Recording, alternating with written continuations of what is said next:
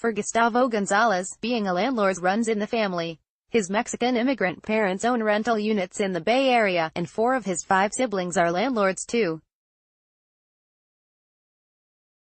It was Gonzalez's parents who encouraged him to buy his first apartment building about 20 years ago, when he was just 29. Now he owns or co-owns 4 multi-unit buildings in San Jose, all of which are under rent control, in addition to running a real estate business.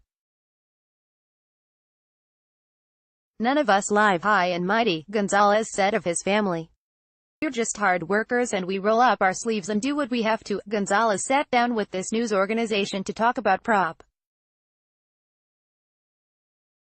and his best and worst tenant relationships, and the misconceptions he feels some renters and tenants' rights advocates have about landlords. This interview has been edited lightly for length and clarity. Q. What is the most challenging part of being a landlord? Truthfully, the most challenging part is not being able to afford to do everything you want to your apartments so they look amazing. You're limited by cash flow. And these buildings are older, so they need a lot of work, so you have to prioritize and do the best that you can. Q. What do you enjoy most about the role? A. I enjoy seeing my tenants grow old. Nobody moves. My tenants have been there forever and they're like family. In the first building, there's probably 4 that haven't moved since I bought it, so 20 years. Q. What the most common misconception renters and tenant advocates have about landlords? Oh, that we're greedy and we're just after the mighty dollar. And the truth is, we're not. We're people. We're families. We have our own families. And we just want the best for our tenants, just like anybody else. We do have those few that are outliers that we have to make the best of. So it's unfortunate that they feel that way, but I think if they sat down and spoke to us, they would get a different perspective. Q. Rent control is one of those issues that often drives a wedge between landlords and tenants. What are your thoughts on it? If you look at many of the cities that are under rent control, San Francisco and others, they're the most expensive cities to live in. So based upon that, it seems like it's really not working very well. It also makes it more and more challenging for us to manage our older buildings. We want what's best for our tenants, and that's a great, safe, happy living environment, and so that requires investment into the building. Q. How much are you able to raise the rent on your units? Under rent control it's 5% a year. And that's tough when you have an older building because the city is adding more and more fees, they're requiring us to do more and more things. We have to take care of the trees that are on the sidewalks, which we didn't have to do before. We have to take care of the sidewalks themselves. And trees create roots, and those roots bring up the sidewalks, and every 7 or 8 years we're having to replace the sidewalks. And the cost is tremendous. That's just one example out of many. But plumbers, electricians, everybody else, their fees have to go up to live in this area. So everything goes up and up and up, your trash bill, your PG. If you evict a tenant, you can bring that unit back up to market rate. Tell me about the trade-off between having a tenant leave and being able to raise the rent, versus having a long-term tenant. Well, I've already come to the realization that I'll probably never get to market rents, and I'm okay with that. I think my average rents are $1,300 for a 1-bedroom. Our tenants can't afford much more than that anyways. We have a great relationship with our tenants. I'm not there to kick them out or make it real difficult for them. I'm there to make sure I can provide a good living environment for them and be able to sustain the building. And so when a tenant leaves, we really don't jack it up to market. We maybe raise it $100 or $200. Q. Let's talk about Prop. 10 voters in November will decide whether to repeal California's Costa-Hawkins law, which would allow cities the freedom to greatly expand rent control. Where do you stand on that measure?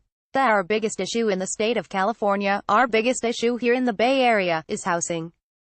The reason why our median price is $1.357 million, which is absolutely ridiculously high, is because we have a lack of supply. So what we really need is more housing. And we need to build for the future, not for yesterday. If you look at a lot of our developments along high transit corridors, they're 5 stories, or 4 stories. That's building for yesterday. We need to build 30, 50, 60-story buildings, cities within cities. Prop 10 doesn't do anything to help us do that. As a matter of fact, developers most likely won't build because it won't pencil out for them if they know they're going to be under rent control. So what's going to happen is everything is going to cost more, and that's the last thing we need. Q. How has the Bay Area's affordable housing crisis impacted your life? A. I have 3 kids, and I'd love for them to live close by if they chose to. Eventually I hope to have grandkids. I'd like them to live in the Bay Area. So the impact to me is, will I have to move to be closer to my kids? Or can I figure out how to keep them here somehow? Q. When was the last time you evicted someone? What led to that outcome, and what was the experience like for you? Oh boy, evictions, they're bad and they're very uncomfortable and they're very costly. I think the last eviction was a tenant who wasn't paying their rent and they were hanging around individuals who weren't very nice, to the point where they stabbed one of my other tenants. That was probably 7 years ago. Q. How much does it cost you to evict someone? A. I think it was $1,300 for the attorney fees. And then it was like 3 months of non-payment. And then we had to basically redo that whole apartment, which I think cost us about $5,000. Q. Tell me about the worst tenant you ever had. Oh, we had a tenant once that wasn't paying, and knew the system, and they were really malicious. They threw cement down our pipes, and so we had to replace all the pipes. And they did things to the unit that I don't even want to discuss. It was just bad. That was about 9 years ago.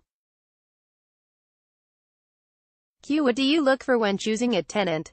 A. I look for how much they make just so they're comfortable making the payment every month. C. I try to look for proof of income, how long they've been at their jobs. I actually do look at their vehicle and how clean they maintain that. I do follow up with their references, where they've stayed before, and make sure they paid on time and they didn't hurt the unit. And how they come across. Because we have a bunch of families in our units, and we want them to fit in well with the other families in there, that they're easygoing, they're okay with children, because a lot of our tenants have children.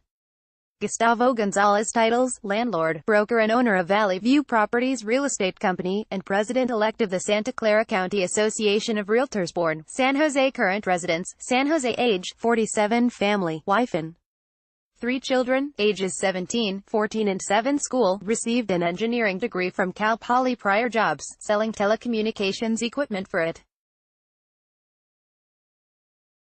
Gonzalez worked for NASA in high school through the Summer High School Apprenticeship Research Program. He worked for it. 3. He loves to mountain bike. 4. He's also into yoga and swimming right now. 5. And he enjoys helping the homeless. Gonzalez recently started taking food to local homeless people once a month with his church, and he helped launch a campaign to raise money for the homeless with the Santa Clara County Association of Realtors.